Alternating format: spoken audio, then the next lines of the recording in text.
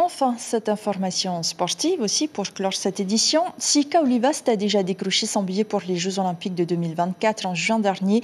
Il reste une place et tout va sans doute se jouer entre deux autres surfeurs tahitiens. Michel Bourez qui tente un superbe comeback et Mihimana Braille qui rêve de sa vague fétiche, Te Ahupu'o.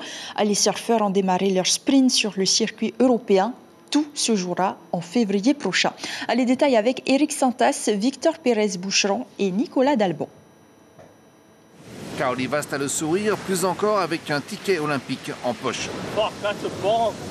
Il est présent au Rip Curl Pro d'Anglet avec beaucoup moins de pression que les autres qui surfent encore pour obtenir leur sésame olympique. C'est un soulagement parce que ça a été très dur pour avoir ce ticket-là. Forcément, il y aura de la pression parce que voilà, c'est à la maison, tu n'as pas envie de décevoir aussi la famille, mais ça reste un travail sur toi-même, c'est pour toi que tu le fais. Kaoli est donc tranquille, il va terminer deuxième de cette compétition en regardant de loin ses potes du Fénois en découdre, car Michel Bourez et Mihimana Braille vont se disputer la dernière place olympique pour aller à Te Ahupu'o.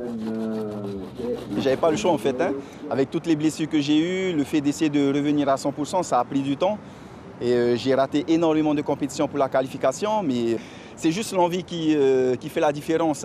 Lila, c'est un peu le mentor, ça a été le leader depuis des années, donc voilà, ça nous donne un peu l'exemple. Et voilà, on essaye de se pousser tous ensemble, de se motiver ensemble, mais ça peut que être du positif. Là, ça va être la plus grande compétition dans le monde du surf, quoi, et ça sera chez nous. Et c'est un rêve de tout gamin de pouvoir essayer de gagner cette compétition aussi en même temps. Il y a encore de la chance pour les Tahitiens de se qualifier, donc tout est possible. Donc ils vont tout donner et ce serait cool qu'il y ait un troisième Tahitien dans les JO. Le futur spot des Jeux est magique, les surfeurs du monde entier le savent bien.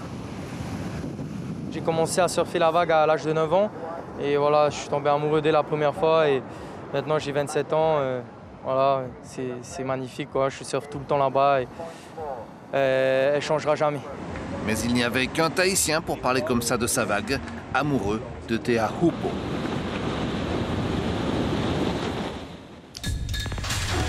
L'information en continu sur Polynésie la première, Internet et réseaux sociaux.